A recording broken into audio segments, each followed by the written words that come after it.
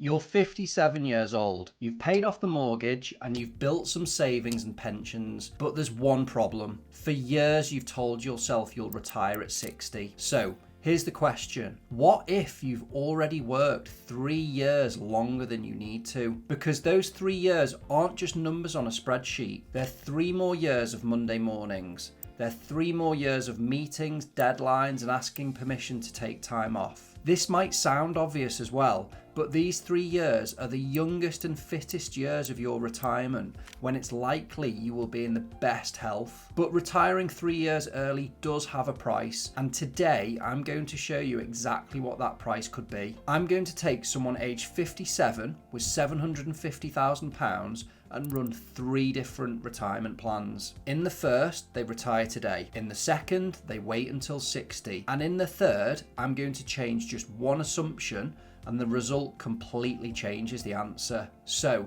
with £750,000, can you really retire at 57? Or could those 3 extra years of work be completely unnecessary? Let's find out. For this example, we've got a hypothetical married couple. They're both 57, they're mortgage free, and outside their home, they've accumulated £600,000 in pensions, £100,000 in investments, and £50,000 in cash. That's £750,000 available for retirement planning.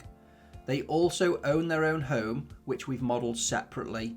But I'm not going to use their house to make the retirement numbers look better. I want the pensions, investments and cash to fund their lifestyle. They'd like £4,000 a month net or £48,000 a year initially. And in our first model, I've increased that expenditure by 2.5% a year, allowing for inflation. We've assumed investment and pension growth of 5% a year, cash at around 1%, and both receive state pensions from age 67. Now, these are assumptions. Markets won't deliver 5% neatly every year. Inflation won't necessarily be 2.5% every year. Tax rules change, people's spending changes, and cash flow modelling cannot predict the future. So, this isn't financial advice, and it isn't telling you that £750,000 is enough for you.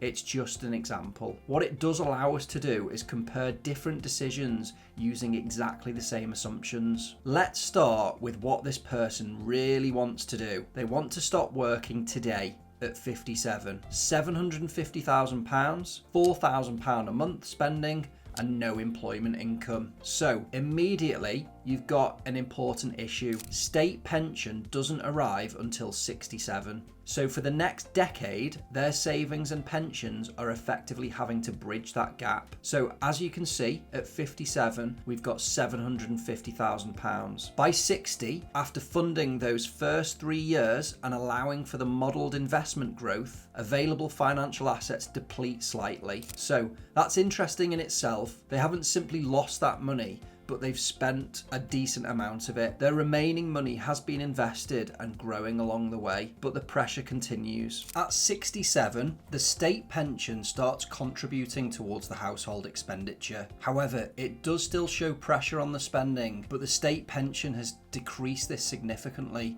as their requirement to draw more heavily on the pensions has reduced. Then, somewhere between 84 and 85, the model moves into a shortfall. So it does work to a certain extent in that it lasts until aged 84, and average life expectancy is currently 84. So it means they will have their state pension still at this point onwards, but it is tight and it doesn't leave much room for fluctuations, changes in circumstances, care fees, or large market moves and general comfort. Before we fix it, let me show you what happens if we make just one change. Instead of being 57 with 750,000, they're now 60 with the same amount. And I want to emphasize that I've deliberately kept the pot at exactly the same amount. I'm not giving them another 3 years of salary. I'm not adding 3 years of extra pension contributions. I'm simply saying, what difference does starting 3 years later make? And it is substantial. With £750,000 at 60 and exactly the same spending, at 67 they've still got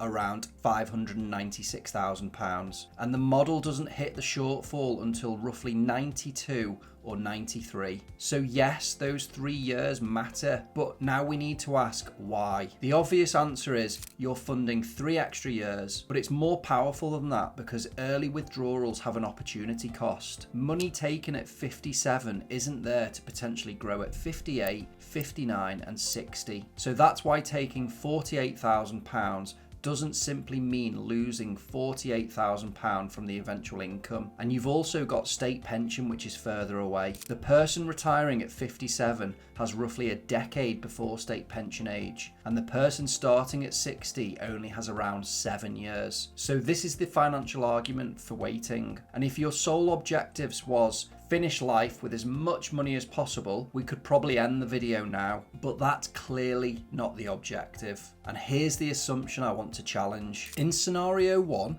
we took £48,000 at 57 and essentially assume that lifestyle keeps rising with inflation for the rest of their lives. So 48,000 today becomes more than 70,000 of expenditure later, then 80, then 90, and eventually more than £100,000 in nominal terms. That's mathematically consistent with our inflation assumption, but is the underlying lifestyle necessarily going to stay identical? Maybe, but in real life we often see spending changes. At 57 and 60, you might be having 2 or 3 large holidays a year, long haul travel, weekends away, new cars, meals out, helping children, perhaps home improvements, but will you necessarily want exactly the same lifestyle at 70, at 75, at 80, at 90? Perhaps your 3 long-haul holidays become 1. Maybe you've already done the expensive home improvements, and perhaps the children are financially independent at long last. That doesn't mean later retirement becomes cheap, and there can be other expenses, especially around care, but it does mean assuming a perfectly flat lifestyle spending throughout a 40-year retirement plan may be too simplistic. So I built a third model, and this is where it gets really interesting. So we go back to retiring at 57, same £750,000, and importantly, we haven't made the first 13 years miserable. They're still spending £48,000 a year initially. They're still taking the holidays, they're still enjoying the years from 57, and they're still getting the £4,000 a month lifestyle that they wanted. But at age 70, we assume their underlying expenditure reduces from 48,000 to 38,000 a year before continuing to rise with inflation from there. Perhaps that's because travel expenses have reduced, perhaps the expensive home improvements are done, and perhaps they're simply choosing to spend differently and their children are now not as dependent on them for help. So let's look at what happens. Up until age 70, the position is essentially the same as scenario 1, but then instead of the portfolio continuing to fall rapidly, it starts to stabilise, and at age 97 there's still roughly £91,000 left in pensions and investments. So this is the same starting £750,000, the same retirement at 57, and the same £4,000 a month starting lifestyle. One change later in retirement, and instead of the money running out at around 85, it remains positive to the end of this model. And that is a huge difference. And this to me is the important part of financial planning. The answer wasn't you can't retire at 57. The answer might be you can retire at 57, but your plan needs flexibility built in around it. And that is very different, because people sometimes look at a retirement projection that goes red at 85 and conclude, well, I need to work another 3 years. And maybe you do, but perhaps another option is I'll spend more while I'm younger and review it later, because retirement doesn't happen in a straight line. You can review this plan every year. If markets perform badly, perhaps you spend a little less. If they perform well, maybe you've got more freedom. If you inherit money, sell a property, receive different income, or your expenditure changes, you can update it again. A cash flow model shouldn't dictate the next 40 years on its own in one snapshot. It should help you make today's decisions with your eyes open. And now we get to the other side of this decision, because cash flow software can put a price on retiring early, but it can't put a price on your life between 57 and 60. Imagine you've got a grandchild who's 4. By the time you reach 60, they're now 7. They may have gone from nursery, reception, and now into primary school. That's perhaps 3 years of being available on a Tuesday afternoon, 3 years of school pickups, 3 years where your son or daughter might be dealing with one of the hardest periods of their working life, juggling careers, mortgages, childcare, and suddenly you're available to help. You can spend time with that grandchild when they're 10, but you can never go back and spend Tuesday afternoon with them when they're 4. And it doesn't all have to be profound. Maybe you just want the flexibility to have slower mornings and not feel pressured to rush around or attend meetings and make deadlines anymore. Perhaps it's cycling, walking, skiing, gardening, traveling, whatever matters to you. Those are 3 years when you're likely to be physically more capable than you will be later. The saddest thing I've seen in my career is clients that have spent decades building wealth and planning to spend it, but then get too old or too ill to really enjoy it. And believe me, I've seen it unfold many times in the 17 years that I've been providing advice. And this is why I am so passionate about helping people spend and enjoy their money in a controlled way. These clients are always hard-working, good people that have always looked after their family and other people, but they've not had the chance to be kind to themselves. And sometimes people don't want to spend, and I get that too, but being in an informed position is the best place to always be. There's a combination in life that I think retirement planning should focus on much more: money,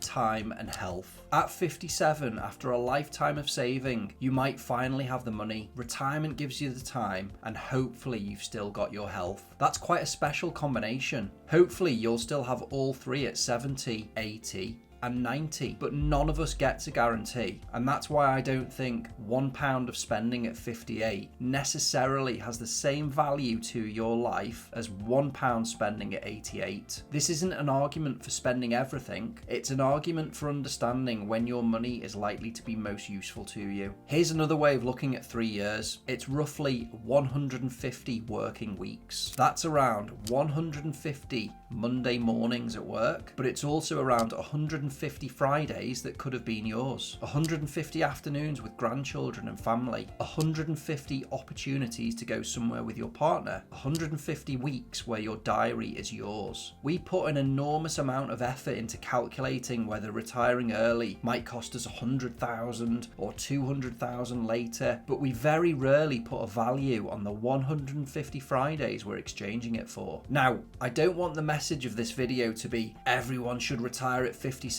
Absolutely not. But somebody else with 750,000 could have completely different circumstances. Rent or a mortgage, different state pension entitlement, higher spending, children still financially dependent, different tax positions, different investment risk, different health. They may live longer, markets may be much worse than our assumptions, and this model uses assumed returns, including 5% on the invested assets. Real life won't arrive in a nice smooth line like this graph. You could get a large market fall in year 1, and that's why cash flow planning also needs stress testing, regular reviews, and sensible investment planning. This is an illustration, not a recommendation that someone with 750,000 should retire at 57. So to summarise our 3 models, in our first model, £4,000 a month, increasing indefinitely, eventually pushed the plan into a shortfall in their mid-80s. Waiting until 60 made the same £750,000 substantially more resilient. But when we allowed retirement spending to reflect a different lifestyle from age 70, the person retired at 57 enjoyed the higher spending through those younger retirement years and still had money remaining at age 97. And I think that demonstrates something really important. Retiring early costs money, working longer costs time. Good financial planning should help you understand both, because the objective isn't to die with the biggest pension possible most of the time, and it isn't to retire recklessly early. It's to work out when you've accumulated enough to use your money for the life you actually want. If you're approaching retirement and you'd like us to help you understand what your own pensions, investments, and expenditure could mean, you can book an initial call with Clarity Wealth Limited using the link below. And if you'd like me to take the same example and crash the markets immediately after they retire at 57 to see whether the plan still works, let me know in the comments. And any other ideas for videos are more than welcome. And please subscribe, because that's probably the next test we should run.